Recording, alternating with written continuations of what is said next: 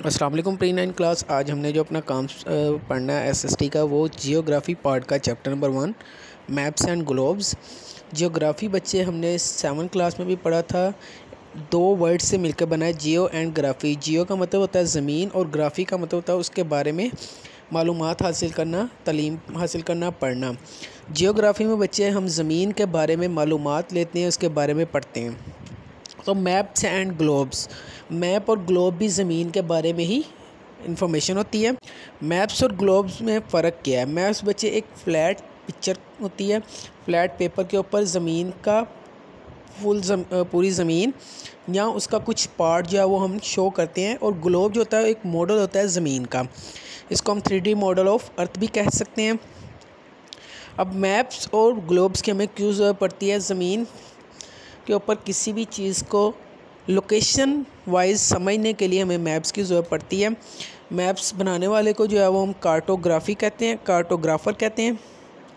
और मैप्स बनाने के जो स्टडी होती है उसको हम कार्टोग्राफी कहते हैं।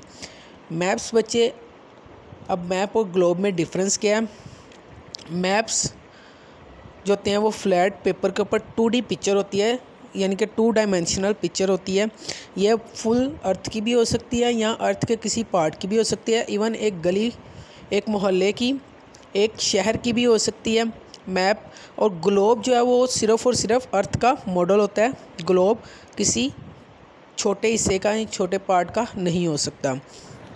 नेक्स्ट आता है बच्चे हमारे पास रीडिंग चार्ट्स एंड डायग्राम के। चार्ट्स और डायग्राम को हम किस तरह से पढ़ सकते हैं, उसमें मौजूद मालूमात हम किस तरह से हासिल कर सकते हैं। तो जैसे बच्चे आप ये देख सकते हैं, आपके पिक्चर के ऊपर राइट साइड पे एक चार्ट दिया गया है। इसके ऊपर दो तरह का डाटा होता है। एक जो होता है एक्स एक्सिस पे होता है जो कि हॉरिजॉन्टली होता है, और एक वर्टिकली होता है जो कि वाई एक्सिस पे मौजूद होता है। हमारी इस पिक्चर में बच्चे नीचे जो है वो हमें मंथ्स दिए गए हैं और लेफ़्ट साइड पे हमें नंबर्स दिए गए हैं। अब ये चार्ट हमें बताता है कि ये मंथ के लिहाज से जो है वो वेव बताई गई हैं। 2 टाइप का डाटा, डाटा 1 और डाटा 2।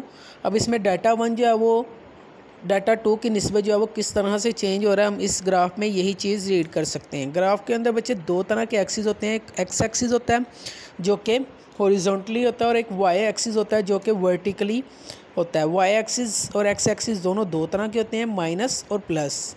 माइनस वाई एक्सिस और प्लस वाई एक्सिस, अगर 0 से आगे की तरफ जाएंगे, नंबर लाइन आप लोगों ने मैथ में पढ़ी होगी, उसी के मुताबिक ये भी चलती है कि 0 से अगर आगे की तरफ राइट साइड की तरफ जाएंगे तो वो पॉजिटिव में आएगा, अगर 0 से लेफ़्ट साइड की तरफ जाएंगे तो वो नेगेटिव में आएगा। बार ग्राफ भी इसी तरह से बनता है। एक्स एक्सिस के ऊपर हम एक डाटा एक्स एक्सिस के ऊपर रखते हैं, एक डाटा वाई एक्सिस के ऊपर रख के एक्स एक्सिस जैसे नीचे रैबिट, डॉग, कैट, गोल्डफिश और हैमस्टर। अब रैबिट जो है वो 4 नंबर पे आ रहा है, डॉग जो है वो 8 पे आ रहा है, कैट आ रही है बच्चे 11 पे। इसी तरह से ये डाटा ग्राफ की शक्ल में हम किस तरह से प्रेजेंट कर सकते हैं वो इसमें। ग्राफ भी बच्चे हमारे पास 2 तरह का होता है, एक बार ग्राफ होता है और एक जो है वो सिंपल लाइन ग्राफ होता है, जिसमें हम लाइंस के ज़रिए से शो करते हैं। बार ग्राफ 2 तरह का होता है, हॉरिजॉन्टल बार ग्राफ और वर्टिकल बार ग्राफ। ये जो हमने पिछले पेज पे हमने देखा है, ये वर्टिकल बार ग्राफ है। हॉरिजॉन्टल बार ग्राफ होता है उसमें हम एक्स एक्सिस के ऊपर नंबर्स ले लेते हैं और वाई एक्सिस के ऊपर हम उसकी प्रोडक्ट्स ले लेते हैं, और ग्राफ्स जो हैं वो उसके हॉरिजॉन्टली बनते हैं, यानी कि लेटिव शेप में बनते हैं। और वर्टिकली ये जिस तरह से हमने पिछले पेज के ऊपर देखा, वर्टिकल जो कि बिल्कुल सीधे स्ट्रेट होते हैं। और लाइन ग्राफ बच्चे इस पेज पे आप देख सकते हैं, राइट साइड पे आप लोगों को दिखाया गया है, नंबर ऑफ़ ईयर्स हैं और पाकिस्तान की पॉपुलेशन ग्रोथ दिखाई गई है। इस ग्राफ को कहते हैं लाइन ग्राफ। इसमें बार्स नहीं बनाए जाते, इसमें डॉट्स को आपस में मिला के एक लाइन बनाई जाती है जिसको हम लाइन ग्राफ कहते हैं।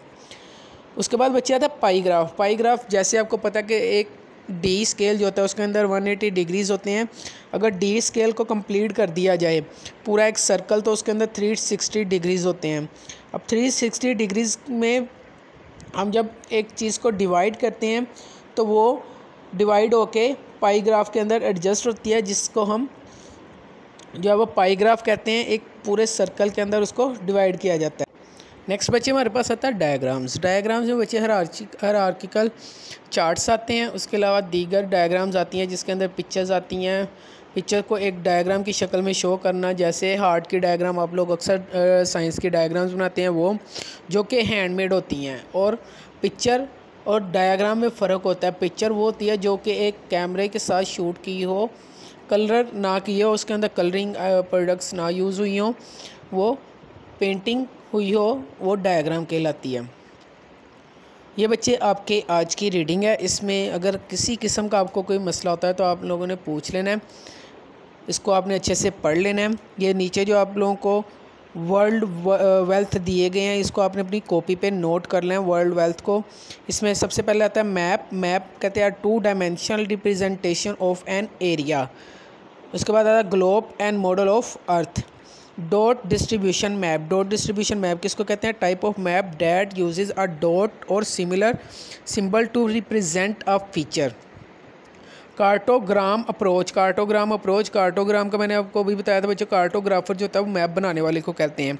तो कार्टोग्राम क्या होता है? Where dots are equal placed in predefined unit used on outline by a border. एक बॉर्डर के ज़रिए जो हम आउटलाइन ड्रा करते हैं पॉइंट्स को मिलाने के लिए, उसको हम कार्टोग्राम अप्रोच कहते हैं। कोरोप्लेथ मैप। कोरोप्लेथ मैप किसको कहते हैं? A map in which areas are shaded in term of label on the map, के जो शेड लेबल किए होते हैं मैप के ऊपर, उसके हवाले से मैप के एरियाज़।